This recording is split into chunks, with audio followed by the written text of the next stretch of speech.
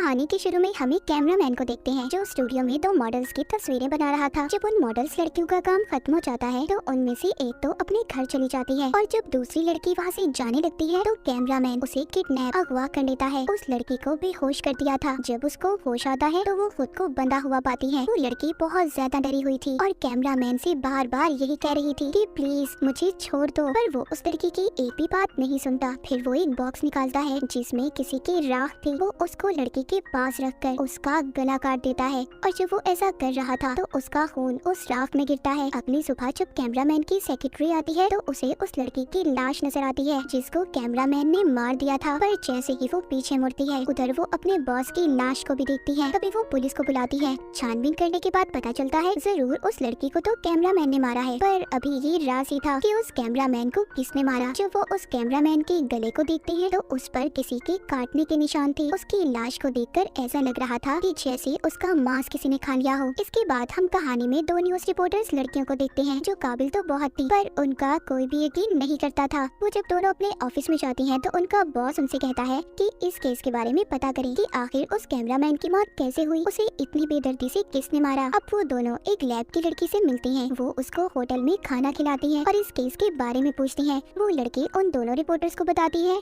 कि उस कैमरामैन ने तो लड़की को मारा है। हमें उसके घर से कुछ मोमबत्तियां मिली। उन्हें देखकर ऐसा लग रहा था कि जैसे वहाँ पर कोई रिचुअल, कोई जादू हुआ हो। और कैमरामैन की गर्दन पर किसी के दांतों के निशान थे कि जैसे किसी ने उसके गले को चबा कर खाया हो। ये दोनों जब ये सुनती हैं तो काफी परेशान हो जाती हैं और सोचने लगती हैं कि ऐसा आदमखोर कौन हो सकता है जो इंसानों को ऐसे खौफनाक तरीके से खा रहा हो। इसके बाद हमें सेंड्रा नाम की एक लड़की दिखाई जाती है जो योगा करके अपनी गाड़ी की तरफ जा रही थी। जैसे ही वो अपनी गाड़ी में बैठने लगती है तो कुछ लोग आकर उसकी गाड़ी को चुरा कर ले जाने वाले थे, पर तभी जब वो गाड़ी को चुरा कर भाग रहे थे तो पहले ही सेंड्रा की गाड़ी में कोई मौजूद था जो उनको काफी बुरी तरह मारता है और फिर जान से मार देता है। सेंड्रा ये देखकर काफी ज्यादा डर गई थी। तभी वो देखती है उसकी गाड़ी के पीछे कोई था, लेकिन जब वहाँ पर लोग जमा होते हैं तो वो आदमी जो इसकी गाड़ी के पीछे खड़ा था वो वहाँ से चला जाता है। सेंड्रा अब इसी सोच में थी कि इतना ताकतवर इंसान कौन हो सकता है जिसने इतने सारे लोगों को अकेले मार दिया। अगली सुबह वो दोनों रिपोर्टर्स एक प्रेस कॉन्फ्रेंस में जाती हैं जहाँ पर वो पुलिस से सवाल करती हैं कि आखिर ये कत्ल कौन कर रहा है। पुलिस कहती है कि वो लोग फिक्र नहीं करें, हम बहुत जल्दी कातिल को ढूंढ लेंगे। रिपोर्टर ऑफिसर से पूछती है क्या ये कत्ल एक ही इंसान कर रहा है, जिस पर ऑफिसर उसको जवाब देता है पहले जो कत्ल हुए गाड़ी के पास वो एक ही इंसान ने किए हैं। वो पूछती है कि कैमरामैन के गले पर ऐसे निशान क्यों थे कि जैसे किसी ने उसका खून पिया हो। ये सवाल सुनकर सब लोग हैरान हो जाते हैं क्योंकि कोई भी इस बारे में नहीं जानता था। ये बात सुनकर वहाँ पर आई हुई जो मेयर थी वो बहुत गुस्सा होती है और वो रिपोर्टर लड़की से कहती है कि आइंदा के बाद तुम इस कॉन्फ्रेंस में नहीं आओगी, तुम्हारी जगह कोई अच्छा रिपोर्टर आएगा जो हमसे अच्छे सवाल पूछेगा। और वो ये बात इनके बॉस को भी बता देती है जिस पर इनका बॉस इन्हें बहुत डांटता है। बॉस को भी उनकी बातों पर यकीन नहीं था। वो पूछते हैं कि आखिर तुम्हें ये खबरें देता कौन है। वो कहती है हमारे खास लोग जो पुलिस में शामिल हैं। जब ये दोनों अपने घर पर थी ये सोचती है कि क्यों ना हम अपने अकाउंट पर कुछ पोस्ट करें इन सब कत्लों के बारे में, क्या पता हमें कुछ पता चल जाए। तभी इन्हें लैब में काम करने वाली लड़की का फोन आता है। वो उन्हें बताती है जिन भी लोगों का हमने डीएनए का टेस्ट किया है वो एक ही आदमी है जो सबको मार रहा है, पर जो उस मॉडल लड़की की मौत हुई वो तो कैमरामैन ने ही की थी। अब ये दोनों इन सब बातों का पता करने कैमरामैन के ऑफिस में जाती हैं जहाँ पर सबसे पहला कत्ल हुआ था। जब ये वहाँ पर जाती है तो वहाँ पर इन्हें एक बॉक्स मिलता है। ये वही था जो हमने कहानी के शुरू में कैमरामैन के हाथ में देखा था, पर अब उस बॉक्स में राख नहीं थी। छानबीन करने पर इन्हें जादू का सामान भी मिलता है जिसे देखकर इन्हें पता चलता है कि यहाँ पर जरूर किसी ने कोई जादू किया होगा। वो दोनों सब चीजें देखकर सोचती हैं कि जरूर वो कैमरामैन किसी कल्ट, किसी ग्रुप का आदमी होगा जिसने यहाँ पर जादू करके किसी को जिंदा किया है और वो वही इंसान है जो जिंदा होकर अब सबको एक एक करके मार रहा है। अब जब सब इन दोनों को पता चल गया था लेकिन ये दोनों सोचती हैं बिना सबूत के कोई भी इनकी बातों पर यकीन नहीं करेगा, इसलिए ये दोनों फैसला करती हैं कि पहले ये सबूतों को इकट्ठा करेंगी। उधर सेंड्रा जो कि उस हादसे के बाद हॉस्पिटल में थी उसका भाई भी वहाँ पर आता है। सेंड्रा का भाई पुलिस ऑफिसर से पूछता है क्या यहाँ पर कोई खतरा तो नहीं है। ऑफिसर कहता है फिक्र नहीं करो, तुम्हारी बहन यहाँ पर महफूज है। फिर वो जब अपनी बहन से मिलता है सेंड्रा उसे बताती है उस रात मैंने एक आदमी को देखा था जो बहुत खतरनाक था और मुझे लगता है कि वो मुझे भी नहीं छोड़ेगा, मुझे भी मार डालेगा। सेंड्रा ये बात कर ही रही थी तभी वहाँ पर वो आदमी आ जाता है जो सेंड्रा को मारने के लिए आया था। उधर सेंड्रा का भाई उसे एक क्रॉस लॉकेट देता है, कहता है इसे पहन लो, गॉड पर यकीन रखो, तुम्हें कुछ नहीं होगा। पर वो अब अंदर आ चुका था जो एक गार्ड को मार मार रहा था। ये देखकर एक पुलिस ऑफिसर उस पर गोली चलाती है और गोली की आवाज सुनकर और भी पुलिस वाले वहाँ पर आ गए थे, लेकिन वो आदमी उस ऑफिसर को मारकर उसका खून पीने लगा था। इसके बाद वो सैंड्रा के पास जाता है उसे मारने के लिए। तभी वो उसके गले में जब क्रॉस वाला लॉकेट देखता है तो डर जाता है और भागने लगता है। ऑफिसर भी वहाँ पर आ गया था जो सैंड्रा को बचाकर उसे घर भेज देते हैं। और यहाँ पर हमें पता चलता है कि वो आदमी कोई आम इंसान नहीं था,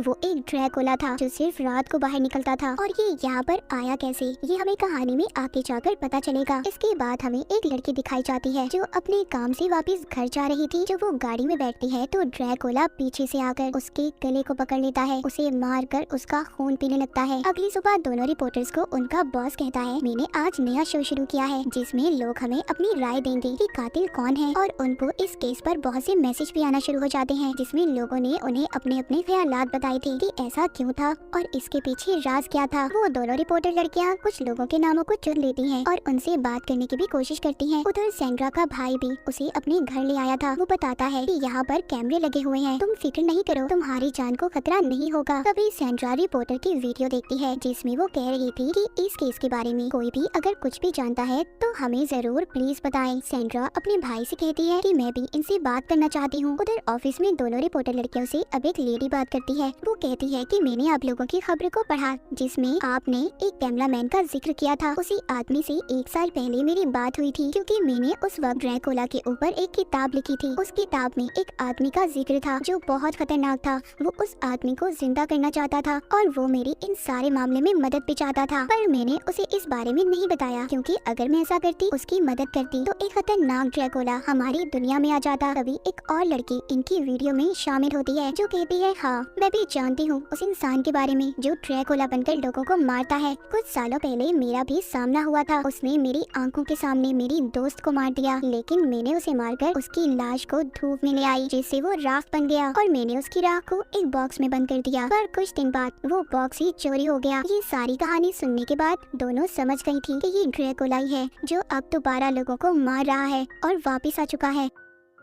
जब ये दोनों घर जा रही थी तो तभी इन्हें सैंड्रा की कॉल आती है जो इनको सब बताती है जो सब उसने अपनी आंखों से देखा था। सैंड्रा की बातें सुनकर तो दोनों को पक्का यकीन हो गया था कि ये ड्रैकुला ही है। जिधर सैंड्रा रुकी हुई थी उधर वो ड्रैकुला आ गया था। वो वहाँ पर आकर सैंड्रा के दोस्तों को मार रहा था। सैंड्रा वीडियो कॉल के जरिए दोनों रिपोर्टर लड़कियों को दिखाती है कि वहाँ पर सब क्या हो रहा था। वो दोनों जब ये देखती है कि ड्रैकुला कैसे इंसानों को मार रहा है तो वो भी बहुत ज्यादा डर जाती है। तभी सैंड्रा का भाई आ जाता है जो उसको वहाँ से ले जाने आया था, लेकिन वो ड्रैकुला वहाँ पर भी आकर सैंड्रा के भाई को मार देता है और फिर सैंड्रा को उसने इनको भी वीडियो कॉल पर देख लिया था। जब ये उसकी शक्ल देखती हैं तो दोनों बहुत ज्यादा डर जाती हैं। वो जाकर सारी बातें पुलिस ऑफिसर को बताती हैं तो वो कहता है, तुमने क्या मशहूर होने के लिए ये कहानी बनाई है? अगर ऐसा है तो प्लीज ऐसा मत करो, बहुत फजूल कहानी है तुम्हारी। वो जान चुकी थी कि बिना सबूत के कोई भी इन पर यकीन नहीं करेगा। वो सोचती है कि दिन के वक्त वो ड्रैकुला आखिर रहता कहाँ होगा। वो उसके लिए हथियार भी बनाती हैं ताकि ये उसका सामना कर सके। एक दिन इन्हें एक आदमी का फोन आता है जो इनकी मदद करना चाहता था। वो अब इन दोनों को अपने ऑफिस में बुलाता है। ये पूछती है कि आखिर उन्होंने यहाँ पर क्यों बुलाया है। वो आदमी बताता है कि हमारी डीलर कंपनी है,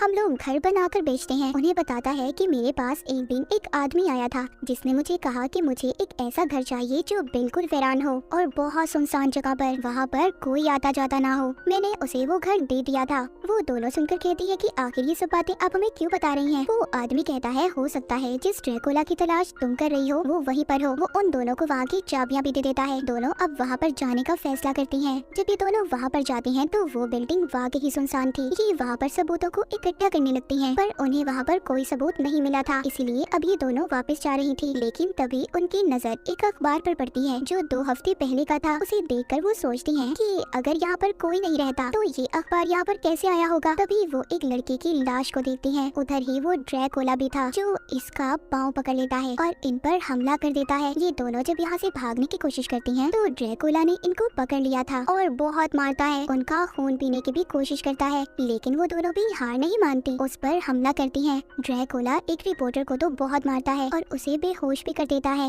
और दूसरे रिपोर्टर का खून पीने के लिए उसकी तरफ बढ़ रहा था, पर वो भागकर सूरज की रोशनी में आ गई थी। इसके बाद ड्रैकुला दोबारा से उसकी तरफ जाता है जो बेहोश थी, पर अब उस लड़की को भी होश आ गया था और वो एक लकड़ी उठाकर ड्रैकुला को मार देती है, जिससे वो बेहोश हो गया था। ये दोनों खींचकर उसे सूरज की रोशनी में ले आई थी, जिससे वो दोबारा राख में बदल गया था। इसके बाद हम कुछ दिन बाद की कहानी को देखते हैं। दोनों रिपोर्टर्स बहुत ज्यादा जख्मी थी। कोई भी इनकी बातों पर यकीन नहीं कर रहा था कि इन्होंने एक ड्रैकुला को मार दिया। इसलिए ये दोनों अभी फैसला करती हैं कि ये दोनों प्रेस को छोड़ देंगी और शादी करके कहीं दूर रहने लगती हैं। कहानी के आखिर में हम एक छोटी बच्ची को देखते हैं जो एक लेडी को ड्रैकुला की राख एक जार में दे रही थी। हम देखते हैं उसके नाखून बहुत बड़े थे, जैसे कि वो भी ड्रैकुला हो। तो जैसे उस कैमरामैन ने इस राख के अंदर लड़की का खून डालकर इसे जिंदा किया था, मगर ड्रैकुला ने निकलते ही उसको भी मार दिया। फिर दोनों रिपोर्टर्स ने अपनी बहादुरी से उस ड्रैकुला को मारा, मगर उस ड्रैकुला की राख जब तक इस दुनिया में रहेगी तो कोई ना कोई इंसान उसे अपने फायदे के लिए लड़की का खून उसमें डालकर इसे जिंदा करेगा और ये ड्रैकुला फिर से दुनिया में तबाही फैलाने आएगा। और इसी के साथ ये कहानी यहीं पर खत्म हो जाती है।